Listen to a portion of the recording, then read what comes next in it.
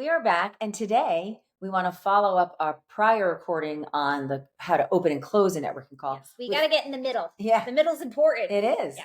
5, what we think are 5 really great questions to ask on a networking call. And there are many more, but these are 5, and they're kind of categorized that will help guide you as you have these networking calls. Yeah. And the reality is people are really busy. And so you better be prepared when you're coming in. And here's the thing.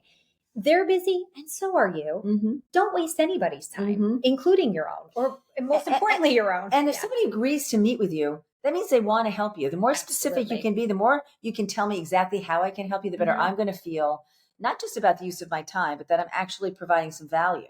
Right. So we've talked before about how a networking call should have a prescribed time limit. We were saying, 10, 15 minutes top. Right. Once you're on the call, make every one of those minutes count.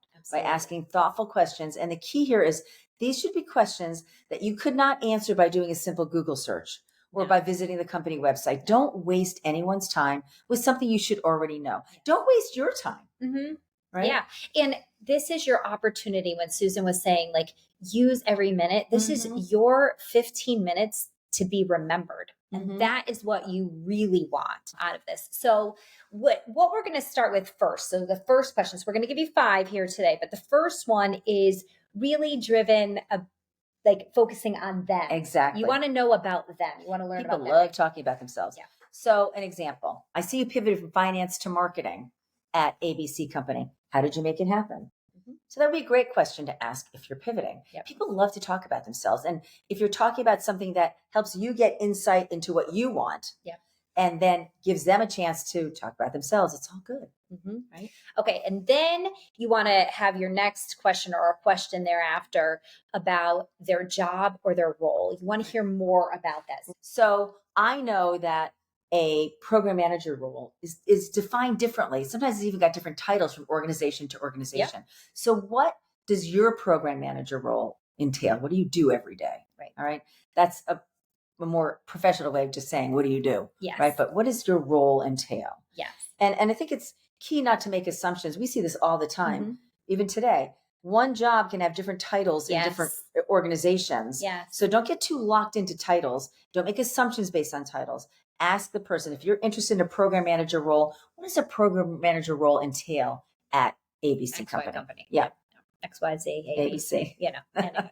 Okay. So, we've talked about them. Now we've talked about their role. Now we want to know about their team, right? So one of our favorite questions, our very favorite question is, what current challenges is your team facing right now? Now you could make it staffing challenges. It could be project challenges. But by asking them what challenges they're facing today, that gives you a little intel of do they have any gaps in employment? Do they have any gaps in skill? They might be full team, but they don't have anybody who knows how to code in Python or whatever it is that they're missing.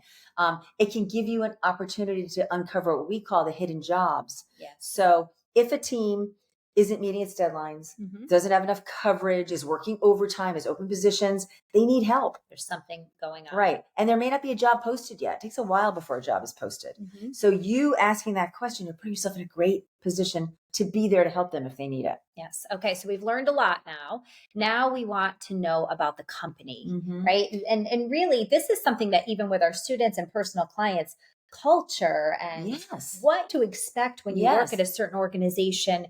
Yes. Oftentimes can make or break whether you want to invest your time there, right? Yeah. So a good question, if you're looking for a job, particularly if you're interested in that organization, is how do how do employees typically land their jobs here? That's a great thing to know. Are they really reliant on ATS? If that's the case, that's tough because that's a needle in a haystack. Are they big on referrals? Do they like to hire from within? Do they have a certain university they like to tap into? Find that out.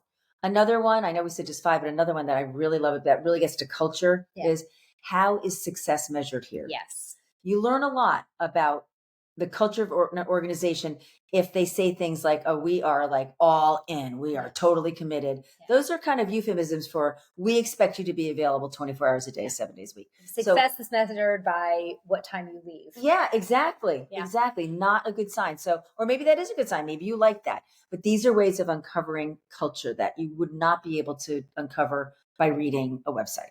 Okay, so now we're getting to the end of the middle. Yeah. And we really want to know about next steps. And we want to have a question that drives. That's right. what the That's next right. steps are. Yeah. So if you've watched or listened to our video on the close, this comes before that. This is kind of your last content question. So this one, like all of them, is somewhat nuanced. You have to consider where you are in the process and what do you want most from this conversation? Where do you want it to lead? So if you're early in the process and you're just kind of getting to know the company and maybe the role, Kelley, who else would you recommend that I speak with in the organization to get a little bit more information about, UX design roles in this department? Can you introduce us? Right. Sure. Great. Yeah, thank you. But a great way to, again, advance the conversation, advance your progress towards ultimately making a key connection or maybe getting a job. Well, and when this is done the right way, it just shows that you have a presence and a command, and you're somebody who sees a process through. That's right. And that is, again, it's the energy that you're bringing that also makes you memorable. Exactly. Okay. So your networking connections are the lifeblood of your search. If you've watched anything we've done or listened to anything we've said, it's that you're going to get a job through networking. There's about, a 90% chance that's how you're going to get your job.